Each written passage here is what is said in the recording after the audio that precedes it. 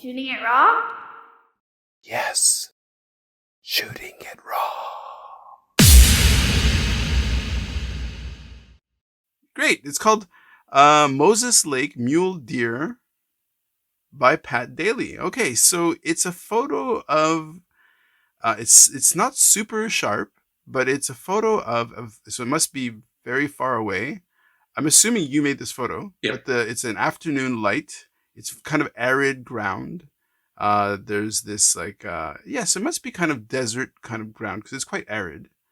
There's a tree in the foreground, kind of pine, and then another tree that's more deciduous. And behind it, you've got this brush. It could be sage or something.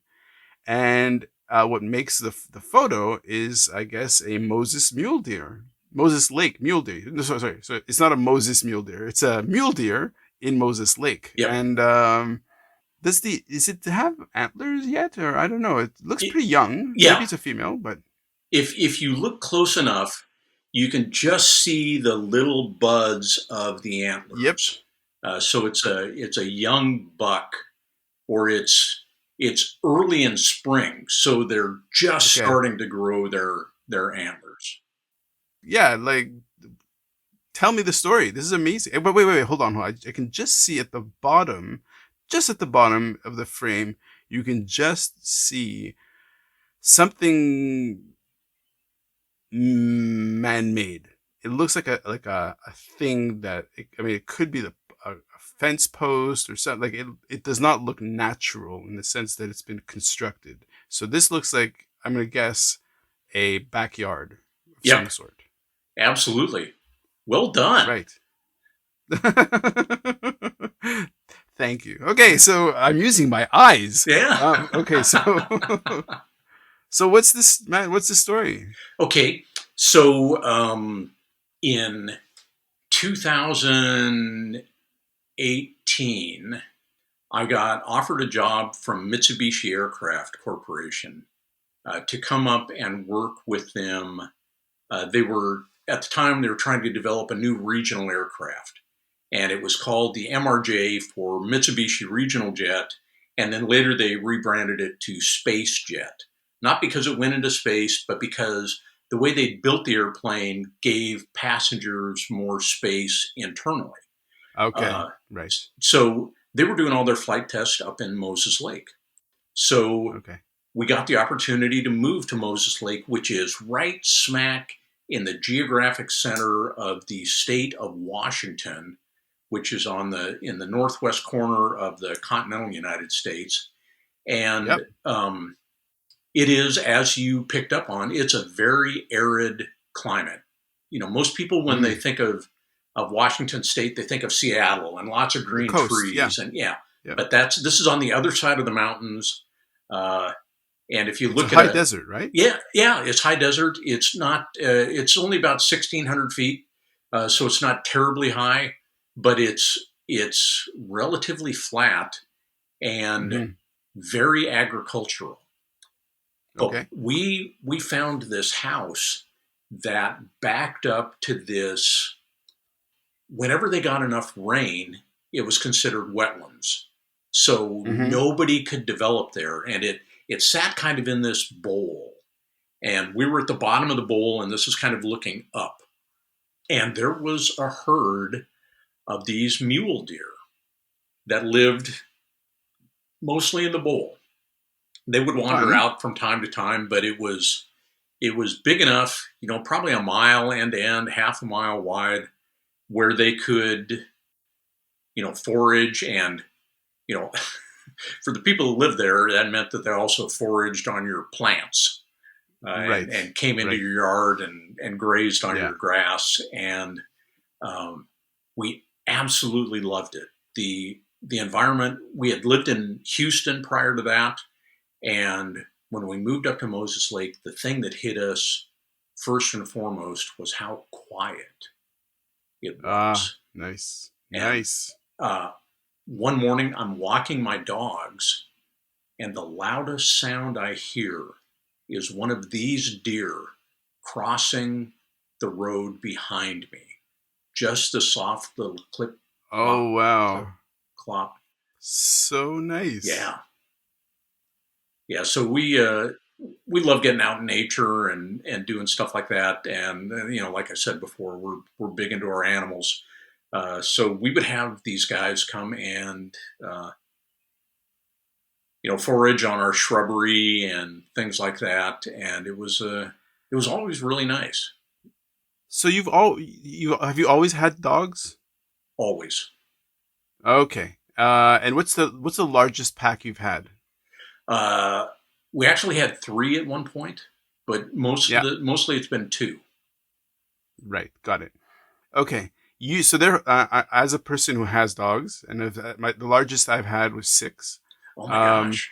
you know that well, just like the falcon in the first photograph, and each dog that you have, and the mule deer, if you spent enough time with them, you start making a connection on how they see the world, and well, it's not only see the world, but how they interact, Yeah. and sort of. So, for example, one of our dogs was lost for a week, and then they Oh, said, and with the sort of the advice we were given was tie a used stinky sock to a place where you think the dog might be, because it will smell that and it'll be very comforting and it'll probably hang around there. So that's what we did, and it worked. cool. Just to kind of drive the idea of how the dog's sense of smell really is its kind of interface with the world.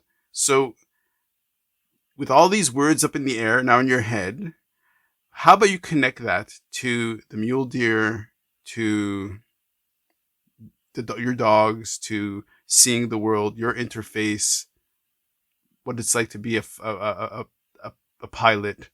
Take it from there. Okay. That's a lot. I know. Yeah. Uh, okay.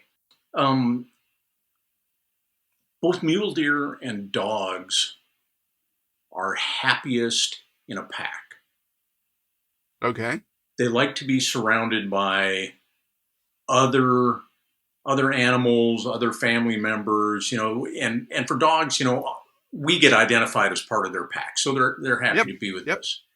Um, and I think the difference, well, the similarities with that and being a pilot is that your pack expands a little bit.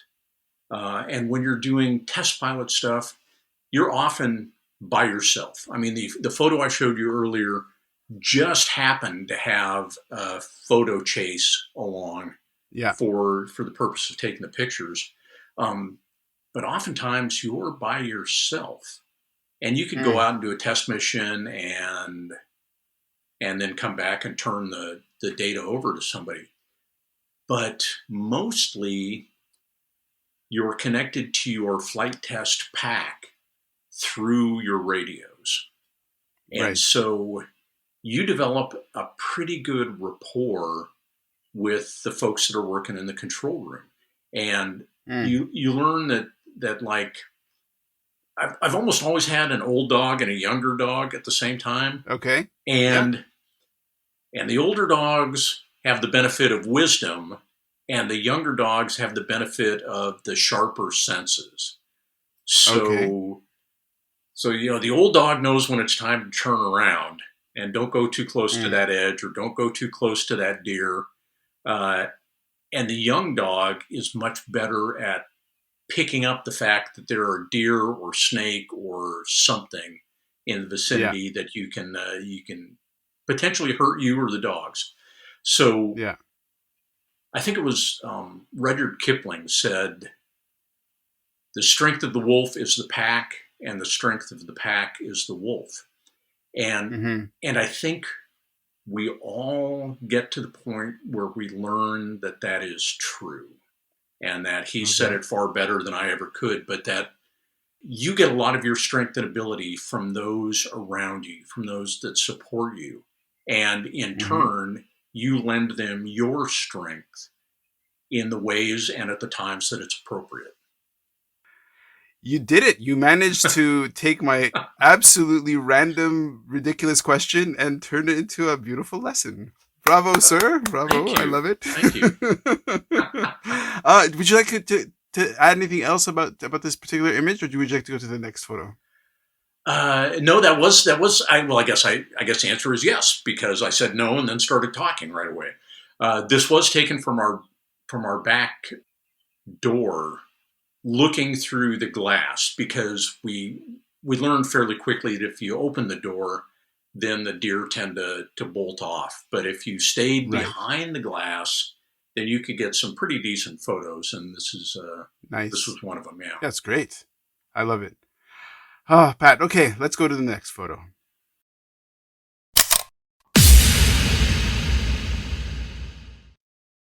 So, is life really a gift? Really?